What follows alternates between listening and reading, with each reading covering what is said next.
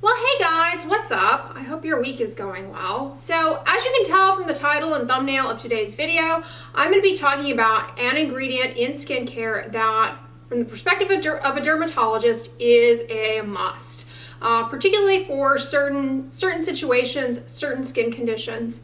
And in today's video, I'm going to tell you all about one of my favorite ingredients, that is benzoyl peroxide. But benzoyl peroxide is an ingredient in skincare products that is arguably one of the most recommended and most prescribed ingredients amongst dermatologists, particularly for acne, as well as a variety of other conditions that are similar to acne or related to acne. And I'll mention what those are towards the end of this video. As far as ingredients for acne, benzoyl peroxide probably has the longest standing track record of any ingredient in acne management and continues to be globally recommended by dermatologists worldwide as a mainstay topical ingredient for acne management.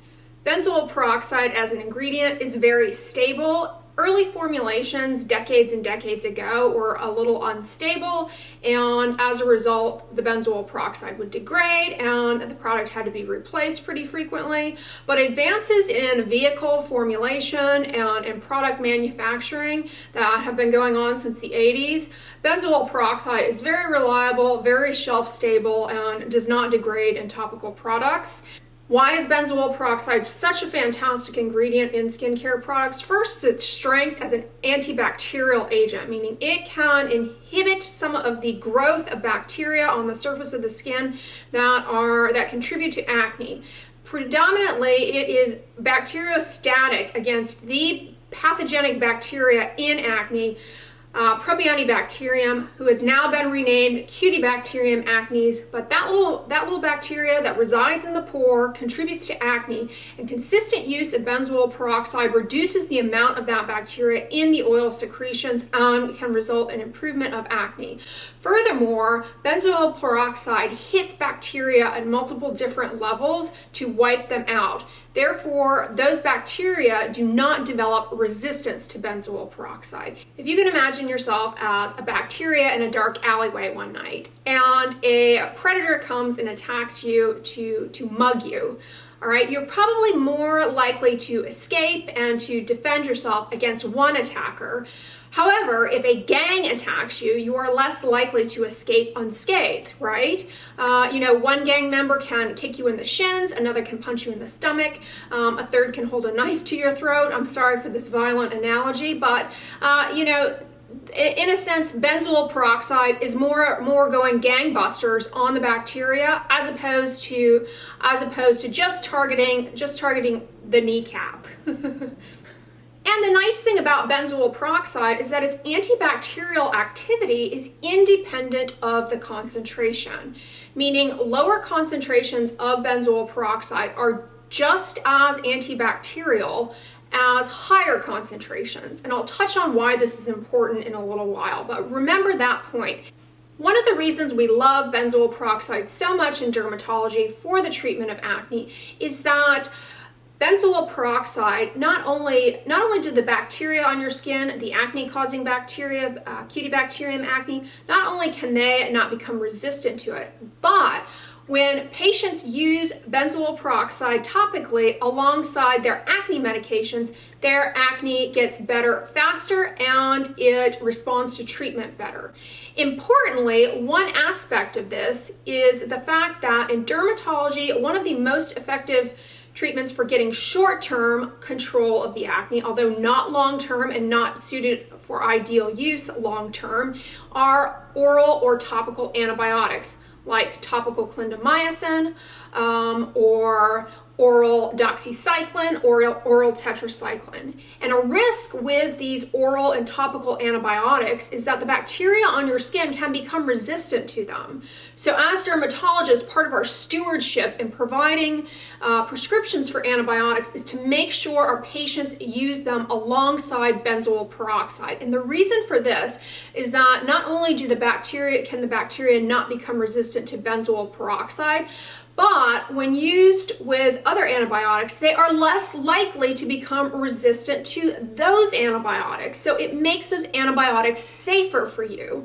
Therefore, it is the consensus opinion of the American Academy of Dermatology, as well as the Global Alliance for Improved Acne Outcomes. A group of dermatologists from across the world agree that benzoyl peroxide should always, always, always be used alongside either oral or topical antibiotics to reduce the chances of bacterial resistance while the patient has to be on that course of antibiotics, whether they be topical or oral, to get quick resolution of their current state of acne. But benzoyl peroxide has a lot more to offer aside from just being antibacterial. It is anti-inflammatory. Importantly, benzoyl peroxide has been shown to decrease the amount of what is called reactive oxygen species in the skin. These are damaging free radicals that can result from inflammation, and topical use of benzoyl peroxide can actually reduce that. I bring that up here because not only is benzoyl peroxide's anti-inflammatory properties helpful to illustrate to you because it can help to improve some of the redness and inflammatory lesions of acne, but I also bring it up here because many of you asked me in the comments, is consistent use of benzoyl peroxide potentially damaging to the skin? Doesn't it generate free radicals that could damage the DNA in our skin cells? And the answer is no. We actually have evidence the opposite, that it lowers the formation of reactive oxygen species, probably by helping to control the acne. Acne is inflammatory and is a disease that can actually drive free radical formation as an outcome of disease, and benzoyl peroxide puts the brakes on that. So if anything, the opposite is true, and it is anti-inflammatory. So it helps to improve those red inflamed cysts and nodules of acne. The other property of benzoyl peroxide that makes it nice in acne is that it is a keratolytic, which means it peels the top crusty layer of the skin. And it does this pretty aggressively. As a matter of fact, it does it so aggressively that it can be a rate limiting step in getting someone to tolerate topical benzoyl peroxide. It really, really peels the top layer of the skin. So you can expect a lot of dryness and irritation with it. And that keratolytic effect is pretty robust, and it seems to be concentration dependent. So lower concentrations are less peeling, less irritation. But it is a robust keratolytic. As a matter of fact, 2% benzoyl peroxide, it has more peeling associated with it than 0.05% tretinoin, which you guys out there who are using tretinoin know that you go through a period of peeling. While benzoyl peroxide does a really good job peeling the skin, it doesn't focus its attention as aggressively in the pore. In other words, while it does a nice job breaking up plugged up pores, closed comedones, it is not as focused at doing that as it is peeling the rest of your skin. So it's not as precise a comedolalytic as tretinoin. So together, retin-A or tretinoin or any vitamin A derivative, whether it be adapalene or tazarotene, together with benzoyl peroxide offer more robust comedolysis. In other words, that means unclogging the pore. Now, while benzoyl peroxide has all of these amazing properties and activities, the thing that makes it a challenge is this. There are side effects associated with benzoyl peroxide, which if you've ever used them, I'm probably preaching to the choir. But the first is irritation and peeling and dryness. That keratolytic effect is robust. But as I said, that keratolytic effect is dependent on the concentration of the benzoyl peroxide. So lower concentrations of benzoyl peroxide are less irritating and less drying and easier to tolerate than higher concentrations. Also, I will remind you that concentration of benzoyl peroxide has nothing to do with its antibacterial activity. So lower concentrations of benzoyl peroxide are going to offer protection against bacterial resistance developing if you are someone on oral or topical antibiotics, and also will continue to work as an antibacterial at those lower concentrations, but be less irritating. The other factor that plays a role in how irritating and drying benzoyl peroxide is the vehicle. And what I mean by vehicle is all the other stuff in the cream or wash. How the product is formulated really governs how well you're going to tolerate it. And newer formulations are coming out every second, every day with micronized, slow-release benzoyl peroxide that is on polymers, so it allows for slow release into the skin and less irritation, and vehicles that have a lot of good moisturizing ingredients, so they help keep the skin hydrated and make the benzoyl peroxide easier to tolerate. Also, there are a variety of wash forms of benzoyl peroxide that are my favorite way to tell people to use benzoyl peroxide. Benzoyl peroxide in a creamy wash is as effective of a way to use it to get that antibacterial control. Lathered in the affected areas, whether it be acne on your face, your chest, or your back, left on the skin for approximately 2 minutes and then rinsed off. Doing this in the shower, you won't even realize that you're using benzoyl peroxide. At most, your skin will be a little bit drier as a result, in which case just use a moisturizer thereafter. But that is an effective way to use benzoyl peroxide to cut down on the chances of irritation developing and to capitalize on its antibacterial properties that are so important for acne control and for acne management. If you have acne, I hope that this video convinces you that benzoyl peroxide is very important in your skincare routine, especially it's almost imperative if you are on an oral or topical antibiotic like clindamycin, like erythromycin, or like oral doxycycline, tetracycline, minocycline, to cut down on the risk of bacterial resistance occurring while you're on that antibiotic treatment. Because it is so important that benzoyl peroxide be used alongside topical antibiotics, now we have formulations of topical antibiotics that contain benzoyl peroxide in them already to make it easier for patients to use. It's a lot easier to use one product than it is to use multiple. One such example of that is the prescription benzoyl. And so it's a lot easier to put on one cream than two. We also have combined formulations of benzoyl peroxide and various retinoids. We have a combination product, Epiduo, that contains adapalene and benzoyl peroxide. So you get the advantage of the benzoyl peroxide helping the acne to get better faster, and giving the adapalene in that product time to work. So that is why that product is combined. It's 2.5% benzoyl peroxide and 0.1% adapalene. Now, I mentioned there are a lot of medications that combine benzoyl peroxide with other active ingredients, but if you've watched any number of my videos, you know that certain ingredients should not be combined with benzoyl peroxide at the same time.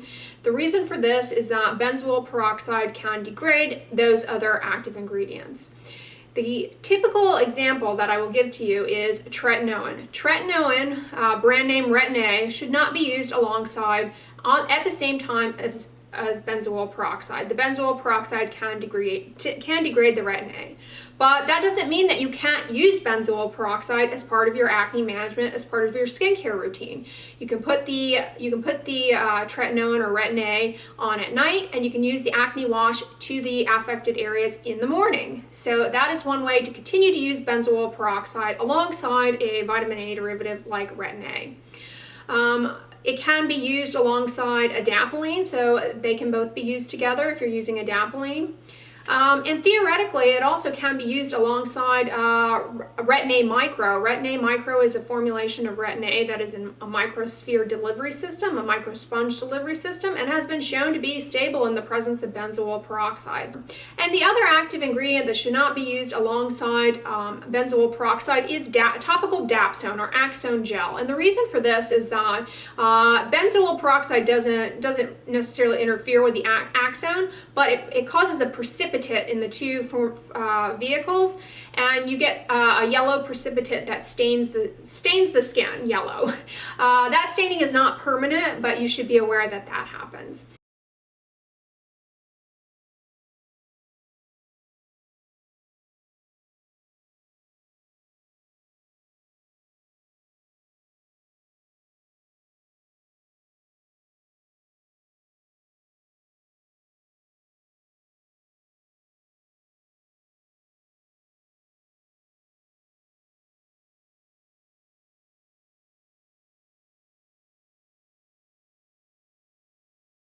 And then the next point about using benzoyl peroxide that you're probably well aware of is that if it gets onto your fabrics, onto your clothing, it will bleach them. But if you apply it to the face at night, make sure it's dry before you lie down. But I just put an old t-shirt down on a pillow. That way I don't get it on my pillowcase.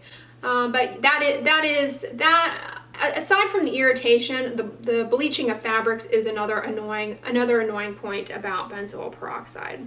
All right, but if you've made it this far and you're going, I don't have acne, why do I care about this?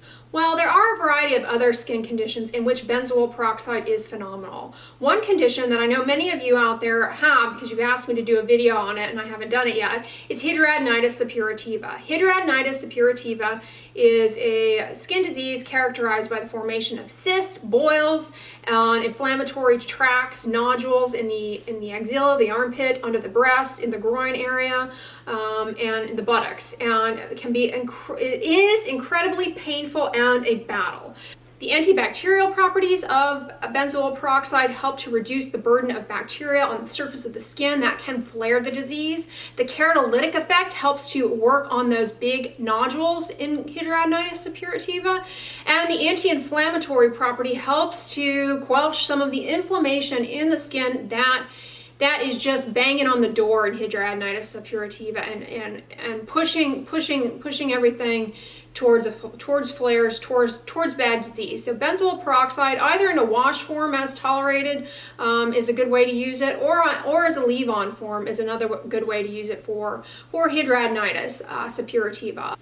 The other skin condition where benzoyl peroxide shines is if you are somebody who has folliculitis. I have a video talking about folliculitis, but if you have bacterial folliculitis, little pus bumps, particularly if you get them related to going to the gym, using benzoyl peroxide containing wash can really help cut down on those outbreaks of folliculitis. So if you have a diagnosis of bacterial folliculitis, benzoyl peroxide is almost a mainstay. It's also very likely that if you have outbreaks of bacterial folliculitis on your body, little pus bumps, and things like that, that you have been given an oral or topical antibiotic to help get rid of that. And so you should be using benzoyl peroxide to cut down on the chances of bacterial resistance developing. So it will make your treatments work better if you use it alongside benzoyl peroxide. Related to folliculitis, another bacterial skin disease is impetigo. Impetigo is an infection of the skin that is quite common, related to pathogenic strains of Staphylococcus aureus, super common in collegiate athletes, high school athletes, wrestlers in particular. They can have outbreaks of this little bacterial skin infection. It can reduce the burden of bacterial colonization on the skin and help to prevent that. So it is a key point. And then the last demographic that I can think of that will really benefit from using benzoyl peroxide is those of you out there who battle with ingrown hairs. Men out there with ingrown hairs in the beard, ladies who are shaving whatever part of the body, or anyone shaving whatever part of the body.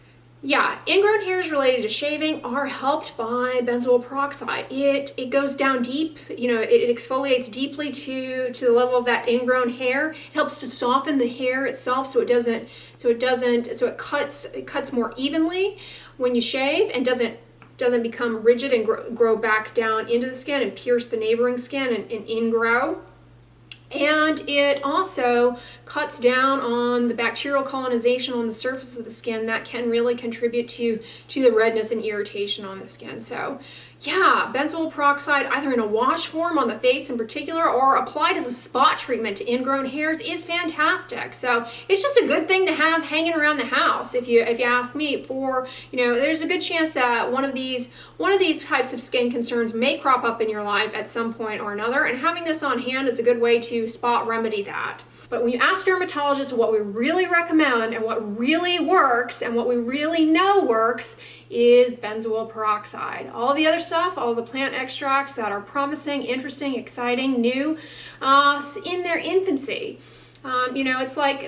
It's like looking at a young child and being like, yeah, I hope he's going to grow up to be a great truck driver. But you're not going to put him behind the wheel, okay? Same holds true with your acne. Don't put a newbie behind the wheel driving to drive a disease that has the outcome of scarring. Put somebody who is licensed, benzoyl peroxide, behind the wheel. That is really what you want. Okay, so all these weird analogies aside, I hope this video was helpful to you guys. I will list in the description box below some of my favorite benzoyl peroxide containing products. Like I said, there are over 100 out there in the market. Some of them are incredibly expensive. Some of them are dirt cheap. This one I get at Walmart and I keep around. I find it incredibly handy. This is 10% benzoyl peroxide, the equate version. So this is a little more on the irritating side because it is a higher percentage strength. But this is what I keep around. It's like $4 or $5. I love Panoxyl Creamy Wash 4%. That is effective. People ask me all the time about the change in formulation. It is still as effective as it ever was, and I still continue to recommend it. They changed the vehicle to make it easier to tolerate, and many people don't like that, but it still works. Same with their 10% foaming wash, still works. It's still 10% benzoyl peroxide, still effective, and I still recommend it. And then, but like honestly, you can go on like Derm Store and just search benzoyl peroxide, and if you want to plunk down $80 on Obagé's Cleansy Derm lotion, that is a 5% benzoyl peroxide lotion. But the reason to buy that over the cheap stuff in the drugstore is maybe it's easier for you to tolerate, but this drug is the same. The active ingredient is the same. So be a smart consumer and know that the active ingredient and things that, when benzoyl peroxide is listed as the active ingredient, you can find that in the drugstore at an affordable price, effective, and I always recommend Panoxyl as a mainstay. I also love Zapsit as a leave-on product, fantastic. These can be used on the back, on the face, on the chest, anywhere that you have acne, on the rear. La Roche-Posay Effaclar is a great one as well. It's 5.5% benzoyl peroxide. It has a little bit of Lancome's LHA in it, so it gives you a little bit more, is a little bit better for plugged up pores, but honestly, it's a good one. And those of you in Canada, you have one, I'm blanking on the name, but I'll list it down below. I want to call it Benzin, I can't remember, but I know of it. It's very good and fragrance free. So I will list that down below. But anyways, guys, I hope this video was helpful to you. If you liked it, give it a thumbs up, share it with your friends, and as always, don't forget, sunscreen and subscribe. Talk to you guys tomorrow.